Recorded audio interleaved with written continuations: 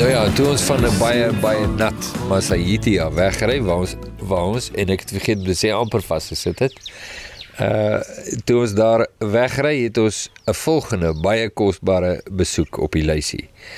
En dit was 'n onbeplande kuier wat intussen so met die ry het deel geword van ons reisprogram. Dit was 'n besoek aan George en Linda in 'n village, nou ja, so eindweg van Massahitti af.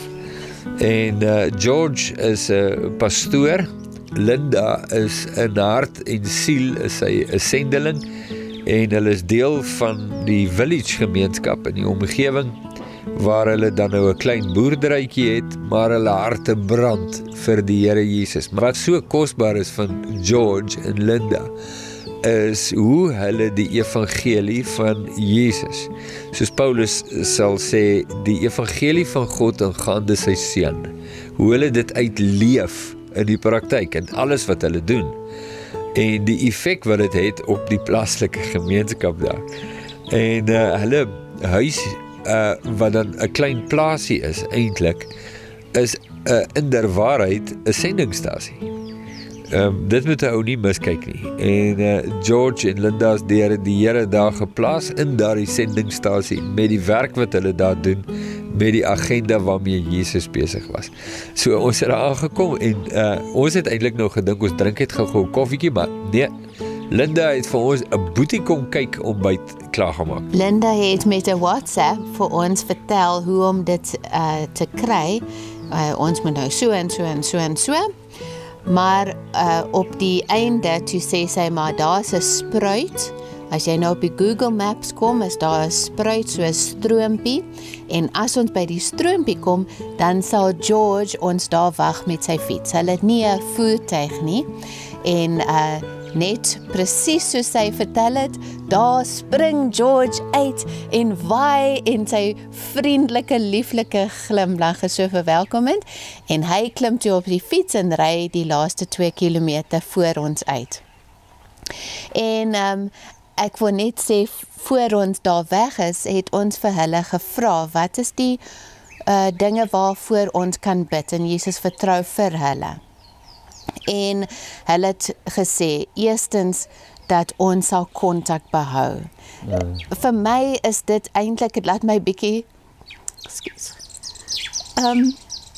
dit laat jou bietjie bewoog voel, want dan besef jy, sendelinge het regtig eerstens kontak nodig. En natuurlik ons gebede, maar die feit dat iemand sal kom kuier, ver, en dit is al die dinge wat 'n mens sal sê, dier en tyd en alles. Maar daai kontak beteken vir hulle so baie. En toe het ons nou bietjie gedruk en gevra wat is hulle fisiese behoeftes, en George vertel, hy sê, hulle het 'n begeerte na voertuig, so hulle het nou die fiets, maar hulle kan nie die villages om hulle eintlik vreeslik besoek, want die fiets het mos net een saal. So hulle vertrou vir 'n voertuig. Nou ek wil dit sommer net hier sê, hulle vertrou vir 'n voertuig, en ons sê toe vir George, luister George, het jy jou lisensie? Hy sê, nee, nog nie, maar hy werk daaraan. Ons sê, dis 'n stap in geloof. Gaan doen jou lisensie, kry jou lisensie, en ons vertrou Jesus vir 'n voertuig vir julle. Ja, so kosbare mense wat binne 'n paar ure so diep in ons hart gekruip het. Nou ja, dit was 'n baie vrugtevolle kuier in die Koperbelt in Zambia. En toe draai ons Livingstone se neus weer suid, en ons ry terug al die pad deur Lusaka, en kom uiteindelik weer in Livingstone aan, waar ons 'n vaste afspraak het met Arthur en Liesel. Nou, ons kon nie die eerste keer, so wat was dit, 'n week en 'n half tevore, toe ons daar deur is, kon ons nie met hulle kuier nie, want hulle het toe 'n baie belangrike kinderbediening aan die gang gehad, en die dag toe ons ry, jy sal nog onthou, toe sê ek is so jammer, ek het nie my kamera nie. Ek en Pippa is nog nie so geoefen om met die kamera, jy weet, by te wees en af te neem, want anders hoe gaan jy nou goed sien, as ons dit nie afneem nie. Nou vanoggend byvoorbeeld, hulle het nou 'n groot kinderuitreik vir hierdie week. Vat hulle nou 'n klomp kinders weg op 'n kamp en daar waar ons toe nou gekamp het, ek en Pippa, gisteraand, vanoggend so lekker gestort het, is waar die kinders nou so begin aankom. En ek dink glad nie aan my kamera nie. Dit sou nou kosbaar gewees het, dat jy nou kan sien, hoe kom hulle nou daar aan met hulle teehempies en hulle opgewondenheid en so. Dit het toe gemaak dat ons eerste Koperbel toe is. Nou gaan ons aankom in Livingston, die kamp en uitreik met die kinders, wat Aser en Liesel betref is afgehandel, en ons gaan nou met hulle kan sit en kuier, en toe ons daar aankom, land ons in 'n tropiese reënstorm. Ons doen nou iets wat ons sê ons nooit sal doen nie, en dit is om in die donker te ry. En hier is ek nou juist by so 'n situasie waar daar 'n voertuig reg hier voor my staan in die pad en klomp voertuie van vooraf, en ek kan nie met veiligheid verbygaan nie. So ons is op pad Livingston toe, en dit is 'n 9 ure rit verby Lusaka. So dit gaan nie maklik wees nie. En as hierdie 'n live uitsending was, het ek gesê, bid asseblief vir ons, dat ons veilig sal ry. Dis nou so 5:10 en die pad is reeds baie besig.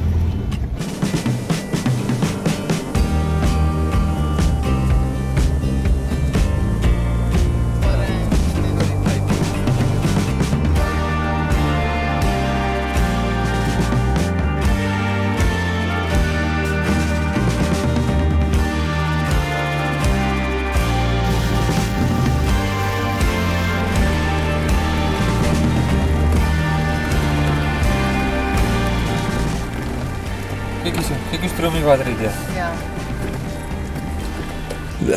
Die water dit soos 'n, as jy nou van 'n ou tyd se wolkbreek kan onthou, dit was nou dit.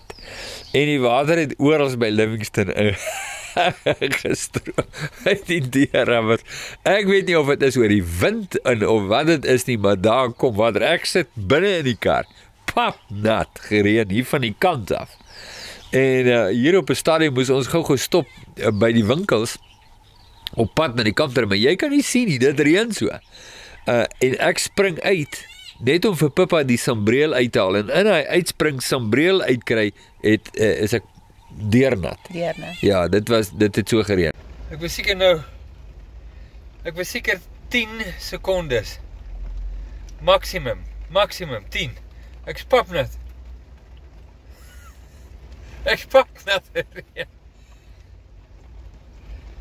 As ons staan nou in Livingston, nou net hier aangekom. Dit reën vir die eerste span, jy kan dit nie glo nie. Hier by my deur stroom die water in. Ek weet nie hoe dit inkom nie.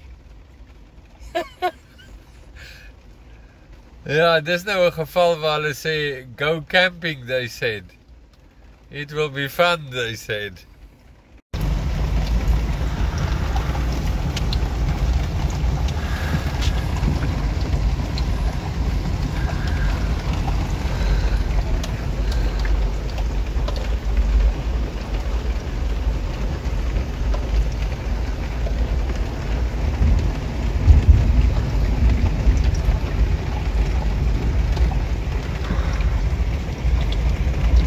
Ek het net gewys wat het toe die deur reg gekry.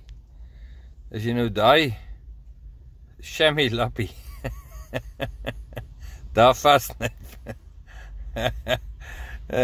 Dan is dit weer droog binne.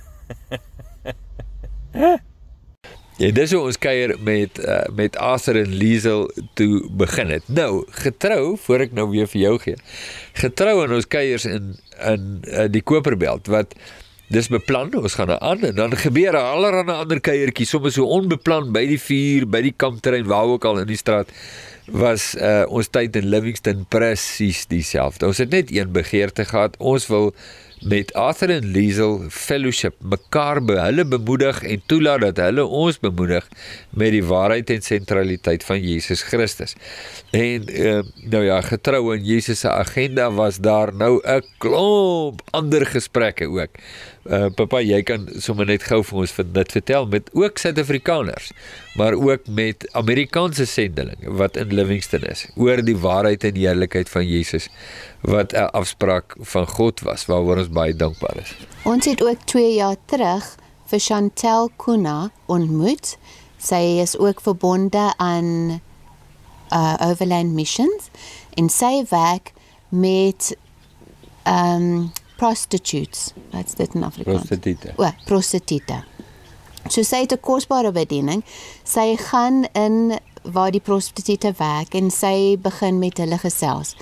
En as hulle by Jesus uitkom, dan nooi sy hulle na haar huis waar sy hulle ontvang vir ek weet nie hoeveel weke nie.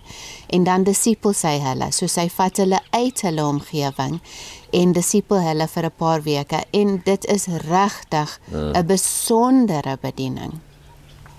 Hierdie keer het ons Chantel se man Fernando ook ontmoet. En ons het Ihanda wat paramedicus is in Livingston en 'n disipel van Jesus. Ons het met haar gekuier en haar 2 tienerdogters. En heerlik koffie gedrink en koek geëet en gesels. Maar wat vir ons so besonder was, is die Hande se 2 dogters is, ek sal nou sê, 14 en 17, 18. Ja.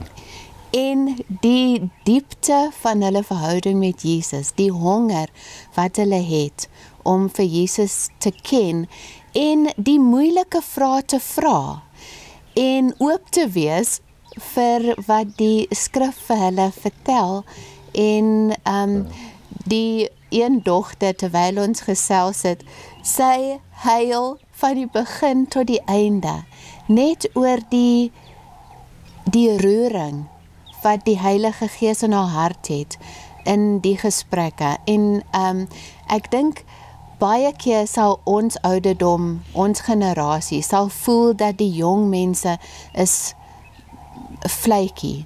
Ja.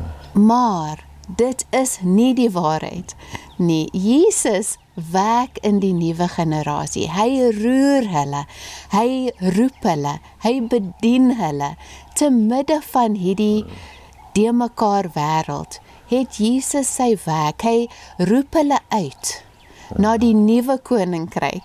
En dit roer ons. Ja. Ja, dit is aanskoulik om te sien en te besef dat Zambia uitreik 2025 is nie ek en Pippa se uitreik nie. Dit is Jesus wat ons neem om ons te vertel van sy uitreik. Is Jesus uitreik. En ons sien hierdie goed en ons kan waarneem en ons kan gesels en ons kan nie net praat oor Jesus nie, maar Jesus beleef in ons midde. En daar's nie 'n kans dat 'n mens van so 'n situasie kan wegstap onaangeraak nie. Die kuiers by die vure, die kuiers om die tafels, die etenstafels, die koffietafels, in die kar, maak nie saak waar ons was nie.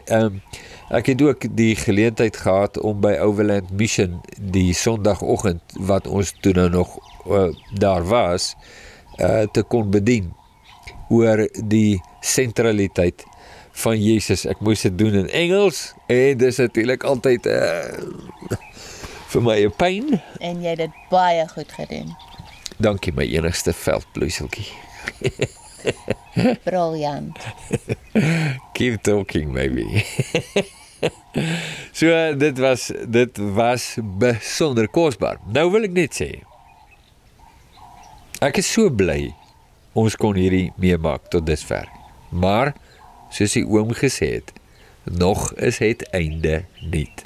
Ons is nou halfpad in ons uitreik.